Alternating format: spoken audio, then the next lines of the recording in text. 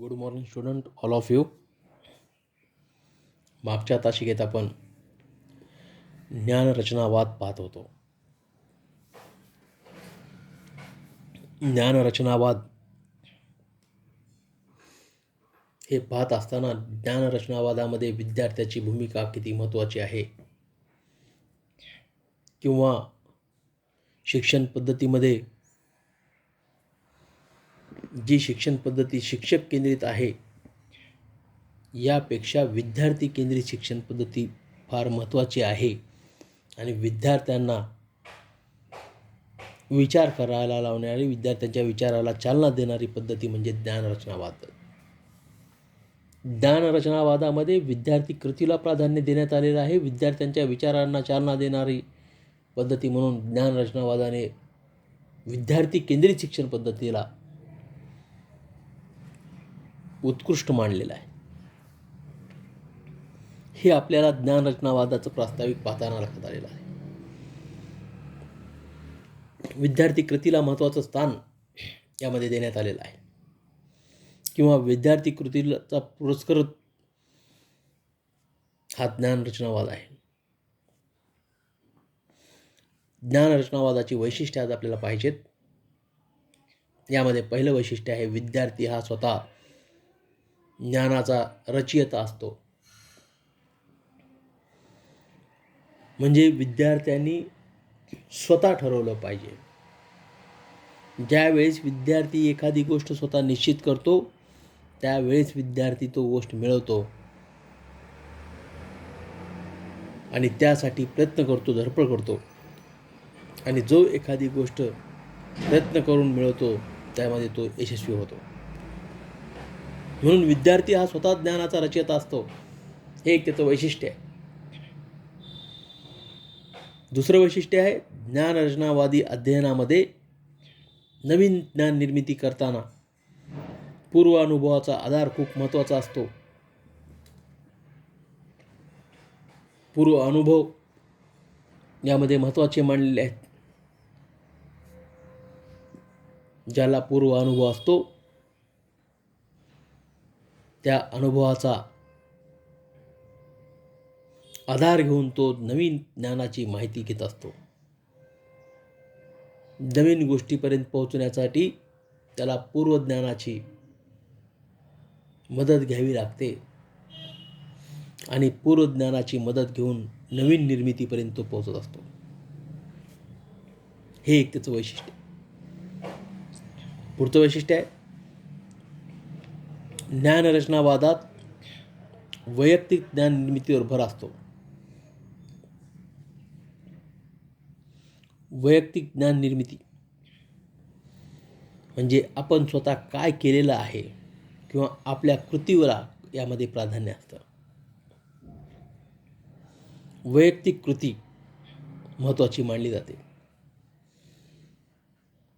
त्यानंतर चौथं वैशिष्ट्य आहे ज्ञानरचनावादात पूर्व अनुभवाची सद्य परिस्थिती व नवीन स्थितीशी सांगड घालून ज्ञान निर्मितीची प्रक्रिया सतत सुरू असते. जे ज्ञान आपल्याला पूर्वी मिळालेलं असतं त्या ज्ञानाचा उपयोग करून त्या ज्ञानाची नवीन ज्ञानाशी सांगड घालून त्या दोन्हीमधून नवीन वर्तमान काळातील भूतकाळाचा आणि भविष्याचा वेध घेऊन निर्मिती केली जात असते. हे एक त्याचं वैशिष्ट्य. ज्ञानरचनावादात शिक्षकाची भूमिका पथमार्गदर्शकाची व सुलभकाची व सूत्रधाराची असते. शिक्षक हा फक्त यामध्ये मार्गदर्शन करतो. जे काही करतात ते विद्यार्थी करतात. जे काही करायचं ते विद्यार्थ्याला करायचं. फक्त रस्ता दाखवणारा शिक्षक असतो. म्हणजे सुलभ सोपं करण्याचं काम फक्त शिक्षक करतो. एखाद्या कृतीचा फक्त तो सूत्रधार असतो पण काम करणारे हे विद्यार्थी असतात. यामध्ये विद्यार्थ्याची भूमिका महत्त्वाची असते. हे एक त्याचं वैशिष्ट्य आहे. पुढचं वैशिष्ट्य आहे ज्ञानरचनावादी अध्ययन घडून येण्यासाठी वर्गरचनेत आणि विद्यार्थ्याच्या बैठक रचनेत नाविन्यता असते. कारण पूर्ण कृती विद्यार्थ्याला करायची, त्यामुळं त्या बैठक व्यवस्थेमध्ये विद्यार्थी केंद्रित बैठक व्यवस्था असली पाहिजे. त्या बैठकीमध्ये नाविन्यता पाहायला मिळते. हे एक त्याचं वर्गरचनेचं वेगळं वैशिष्ट्य आपल्याला यामध्ये पाहायला मिळतं.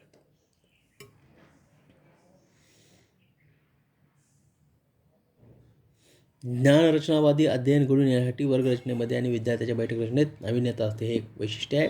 त्यानंतर ज्ञानरचनावादामध्ये अध्ययनाची प्रक्रिया ही प्रेरणा व अभिरुची यावर अवलंबून असल्याने आनंददायी वातावरण निर्मितीवर भर असतो.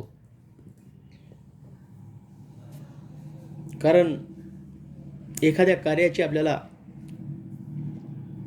प्रेरणा महत्त्वाची असते, तेव्हा आपण ते कार्य यशस्वीरित्या पार पाडतो. आणि जेव्हा एखाद्या गोष्टीची आपल्याला प्रेरणा मिळते, त्या प्रेरणेतून आपल्या मनामध्ये आवड निर्माण होते. म्हणजे प्रेरणा व अभिरुची यावर ही कार्य अवलंबून असतं. जेव्हा एखाद्या गोष्टीची आपल्याला प्रेरणा मिळते आणि त्यातली अभिरुची निर्माण आपल्या मनामध्ये होते, तेव्हा आपण ते कोणतंही कार्य आनंददायी वातावरणामध्ये करत असतो आणि ते कार्य आनंददायी वातावरणामध्ये होत असतं. ते कार्य यशस्वी होत असतं व ते कार्य पूर्णत्वाला जातं. त्या कार्याला पूर्णत्व प्राप्त होतं आणि हे पूर्णत्व आनंददायी वातावरणात प्राप्त होतं.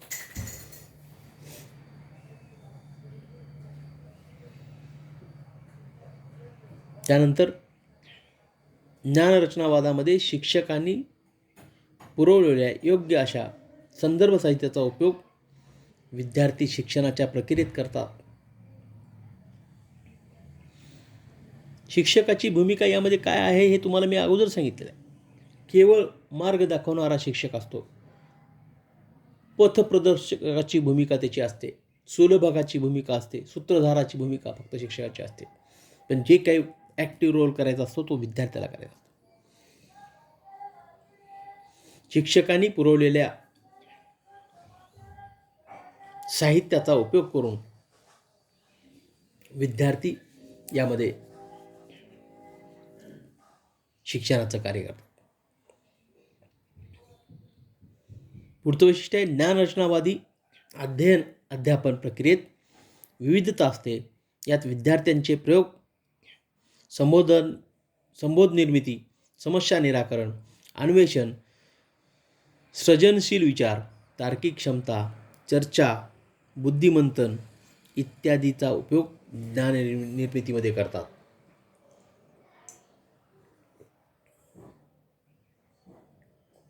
म्हणजे विद्यार्थ्याचे यामध्ये विद्यार्थी कधी प्रयोग करतात, कधी संबोध निर्मिती करावी लागते, कधी समस्या निराकरण करावं लागतं, कधी तर्क मांडावे लागतात, कधी चर्चा करावी लागते, कधी बुद्धिमंथन घडतं. अशा वेगवेगळ्या प्रक्रियेतून हे ज्ञानरचनावादी अध्ययन होतं. म्हणून त्याला विविधतेतून हे घडतं आणि म्हणून त्याला ज्ञानरचनावादी अध्यापन हे विविधतेतून होतं असं आपल्याला म्हणता येईल. आणि म्हणून हे एक त्याचं महत्त्वाचं वैशिष्ट्य आहे. पुढचं वैशिष्ट्य आहे ज्ञानरचनावादामध्ये अध्ययनाच्या प्रत्येक टप्प्यावर उद्दिष्टांचा पडताळा घेण्याची सोय असल्यामुळे विद्यार्थ्यांना अध्ययनाची दिशा ठरवणे सोपे जाते. आता बघा,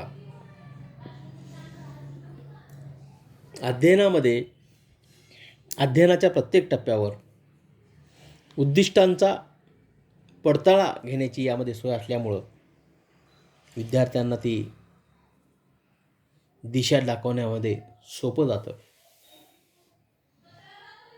हे एक त्याचं महत्त्वाचं वैशिष्ट्य आपल्याला सांगता येईल. पुढचा मुद्दा आहे मूल्यमापन हे साध्य नसून एक प्रक्रिया असल्याने उद्दिष्टानुरूप विविध मूल्यमापन तंत्राचा वापर करून अध्ययन अध्यापन प्रक्रियेत सुधारणावर भर दिला जातो. मूल्यमापन हे साध्य नसून एक प्रक्रिया असल्याने उद्दिष्टानुरूप विविध मूल्यमापन तंत्राचा त्यामध्ये वापर करून अध्ययन अध्यापन प्रक्रियामध्ये सुधारणावर त्यामध्ये भर दिला जातो. हे एक वेगळं वैशिष्ट्य आपल्याला त्याचं सांगता येईल. याचं उद्दिष्टच आहे की विद्यार्थ्याच्या माध्यमातून विद्यार्थ्याच्या हातून कृती करून घेणं. आणि म्हणून कुठलंही मूल्यमापन करताना वेगवेगळ्या तंत्राचा वापर करून अध्ययन अध्यापन प्रक्रियेत सुधारणा करून घेण्यावर यामध्ये भर असतो. हे एक वेगळं वैशिष्ट्य आपल्याला या ज्ञानरचनावादामध्ये पाहायला मिळतं. हे एक वैशिष्ट्य वेगळं सांगता येतं. ही 10-11 वैशिष्ट्ये पाहिल्यानंतर आता आपल्याला ज्ञानरचनावादाचे फायदे काय आहेत हे पाहायचे आहे.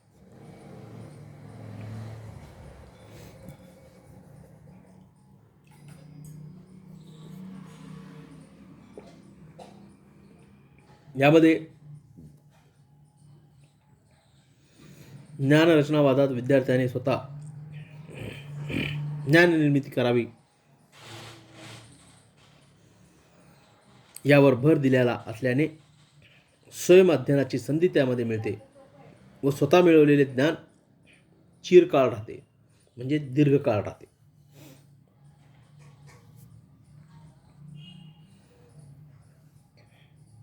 ज्ञानरचनावादात विद्यार्थ्याने स्वतः निर्माण केलेलं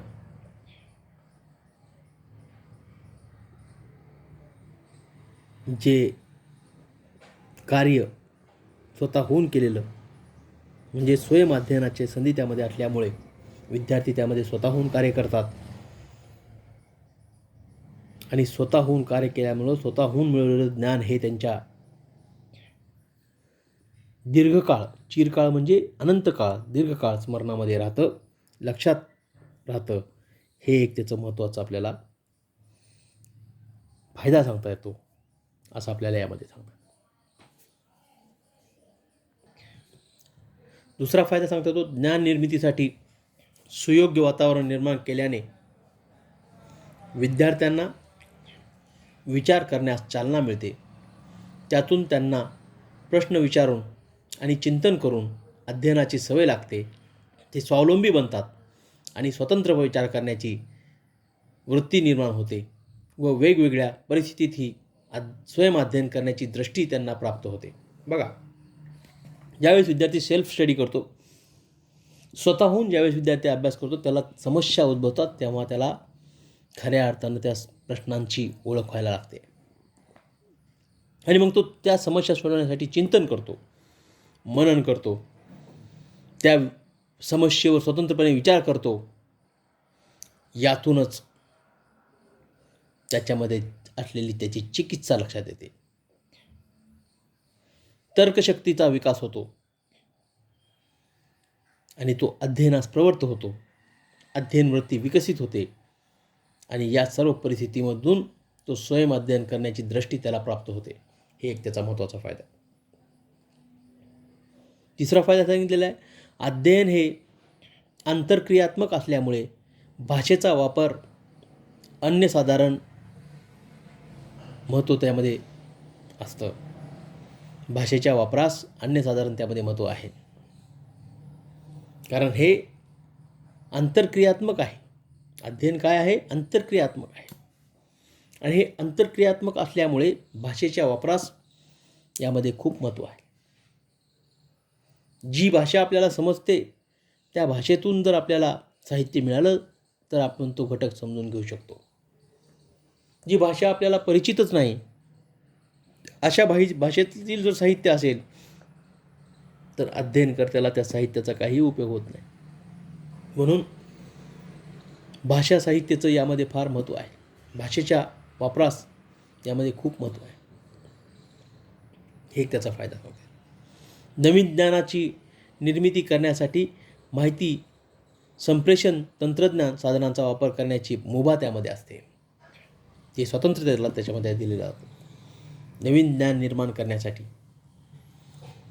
माहिती संप्रेषण आणि तंत्रज्ञान साधनांचा वापर करण्याची सवलत त्यामध्ये त्यांना असते. हे एक त्याचा आपल्याला फायदा सांगता येतो. अशा पद्धतीनं एकूणच ज्ञानरचनावादी अध्ययन हे पूर्वप्रस्थापित संबोध अथवा संकल्पनाची पुनर्मांडणी असते. यामध्ये ज्ञाननिर्मिती अध्ययन वातावरण हे आधारदायी असते. सामाजिक समन्वय साधून अध्ययन निर्मिती होत असते. अशा पद्धतीने या ठिकाणी अध्ययन निर्मिती कशी होते, ज्ञानरचनावादाचे फायदे कसे आहेत, हे वरील मुद्द्यावरून आपल्या लक्षात येतात. आता यातला एक तक्ता आपल्याला दाखवलेला आहे. त्यामध्ये सांगितलेलं आहे, माहिती असू द्या म्हटलेलं आहे तुम्हाला. हा स्वतःहून आपण अभ्यासायचा आहे. त्यामध्ये काय सांगितलेलं आहे ते आपण पाहूया. ज्ञानरचनावादी दृष्टिकोनातून शिक्षकांची व विद्यार्थ्याची भूमिका खालीलप्रमाणे सांगण्यात येते. विद्यार्थ्याची भूमिका काय असावी आणि शिक्षकाची भूमिका काय असावी हे या तक्त्यामध्ये आपल्याला सांगितलेलं आहे. त्यामध्ये शिक्षकाची भूमिका काय असली पाहिजे ते आपण पाहूया. विद्यार्थी मित्रांनो, यामध्ये शिक्षकाची भूमिका हीच असली पाहिजे, शिक्षक हा योग्य मार्गदर्शक आणि प्रेरक असावा. फक्त विद्यार्थ्यांना मार्गदर्शन करणे, रस्ता दाखवणे हे काम शिक्षकाचं असतं, पण कृती करणं हे विद्यार्थ्याचं काम आहे. दुसरा मुद्दा आहे, विद्यार्थ्यांना शिकायला प्रवृत्त करणारा तो असावा. त्याने विद्यार्थ्याला फक्त शिक्षणाच्या बाबतीतली प्रेरणा दिली पाहिजे. तो फक्त प्रेरक असला पाहिजे.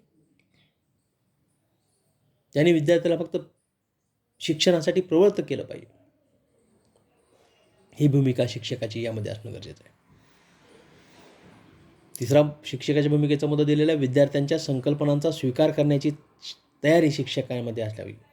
विद्यार्थ्याला जर काही विचार आले असतील, विद्यार्थ्याला काही संकल्पना सुचल्या असतील, तर त्या संकल्पना शिक्षकाने ऐकून घेतल्या पाहिजे. त्या संकल्पनेचा स्वीकार त्यांनी केला पाहिजे. अशी भूमिका शिक्षकाची असली पाहिजे. चौथा मुद्दा सांगितलेला आहे, विद्यार्थ्याच्या अभ्यासू वृत्तीस स्वातंत्र्य देणारा शिक्षक असावा. शिक्षकाने विद्यार्थ्यामध्ये काही अभ्यासू वृत्ती असतील तर त्या वृत्तीस स्वातंत्र्य दिले पाहिजे. ही भूमिका शिक्षकाची यामध्ये गरजेची. आणि शेवटची मुद्दा दिलेला आहे, विद्यार्थ्यांच्या सृजनशील विचारांना प्रेरणा देणारा तो असावा. शिक्षकाने विद्यार्थ्याला जर काही नवीन विचार, सृजनशील विचार म्हणजे नवनिर्मित विचार, विद्यार्थ्याचे काही नवनिर्मित केलं असेल तर त्या नवनिर्मितीला त्यांनी स्वातंत्र्य दिलं पाहिजे, त्याला प्रेरणा दिली पाहिजे, जेणेकरून प्रेरणा मिळाल्यावर तो आणखीन पुढे जाऊन त्याच्यामध्ये आणखीन नावलौकिक करेल, चांगलं आणखीन काम करेल. असं कार्य शिक्षकाचं असणं गरजेचं आहे. नवीन तंत्रज्ञान आत्मसात करणारा तो असावा. शिक्षकाने नवीन तंत्रज्ञान आत्मसात करून विद्यार्थ्याला मार्गदर्शन करा, अशी भूमिका शिक्षकाची असली पाहिजे. आणि या भूमिका शिक्षकाने जर केल्या तर खऱ्या अर्थानं ज्ञानरचनावाद हा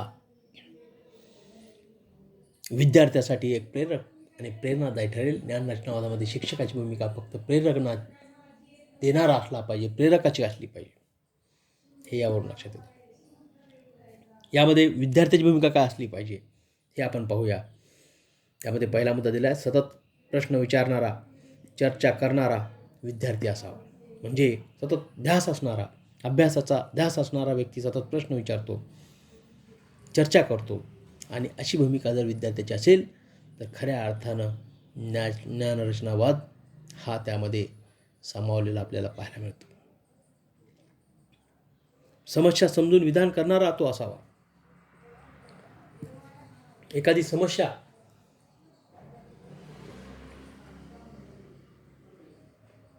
त्याला आली असेल तर ती समस्या त्यांनी समजून घेतली पाहिजे आणि ती समस्या समजून घेऊन तशा पद्धतीने विधान त्यानं केलं पाहिजे, असा तो असावा. ही भूमिका विद्यार्थ्याची असली पाहिजे. प्रयोगाची रचना करणारा तो असला पाहिजे.